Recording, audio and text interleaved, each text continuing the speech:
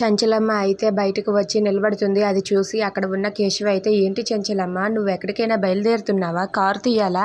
బసవకు చెప్పనా అని చెప్పి కేశవ అడుగుతూ ఉంటాడు. దానికి చంచలమ్మ ఎలాంటి సమాధానం చెప్పదు. ఇంతలో అక్కడ ఉన్న చంచలమ్మ అయితే, రే చంటి అంటూ గట్టిగా పిలుస్తుంది. పిలిచేసరికి చంటి సింధూర వాళ్ళిద్దరూ కూడా వస్తారు.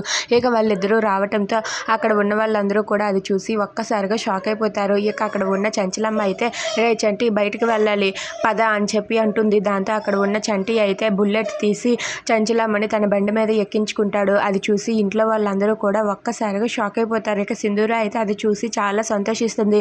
ఇక చంచలమ్మ చంటితో కలిసి వెళ్ళటంతో అది చూసి అక్కడ ఉన్న కేశవ కూడా చాలా సంతోషిస్తారు. ఇక చంచలమ్మ అయితే తన కొడుకుతో కలిసి బయటికి వెళ్తున్నందుకు చాలా సంతోషిస్తుంది. అలా తనైతే గుడికి తీసుకుని వెళ్తుంది. ఇక చంటిని గుడికి తీసుకుని వెళ్ళి అక్కడైతే ముడుపు కడుతుంది. ఇక అక్కడ ఉన్న చంటి ఆ ముడుపుని పట్టుకుంటే చంచలమ్మ అయితే ఆ ముడుపును కట్టి దేవుడిని ఇలా కోరుకుంటూ ఉంటుంది.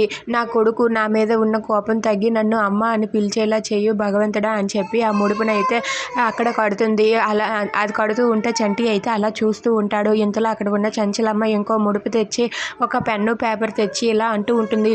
ఇదిగో చంటి, నీవు నీ మనసులో ఏదైనా కోరిక ఉంటే ఆ అమ్మవారితో చెప్పుకొని ఈ పేపర్ మీద రాసి ఇక్కడ ముడుపు కట్టు, అది ఖచ్చితంగా తీరుతుంది అని చెప్పి ఇస్తూ ఉంటుంది. అది చూసి చంటి ఒక్కసారిగా షాక్ అయ్యి అలా ఉండిపోతాడు. ఇక చంచలమ్మ మాటలు అస్సలు పట్టించుకోకుండా చంటి అయితే అక్కడి నుండి వెళ్ళిపోతూ ఉంటాడు. అది చూసి చంచలమ్మ అయితే ఇలా అనుకుంటూ ఉంటుంది, నువ్వు నన్ను అమ్మ అని పిలిచేంత వరకు నేను నీకోసం ఎదురు చూస్తూనే ఉంటాను.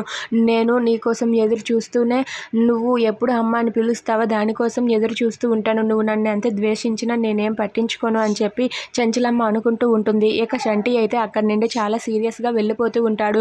అయినా సరే చంచలమ్మ అక్కడే అలా నిలబడి ఉంటుంది. If you like this video please subscribe our channel.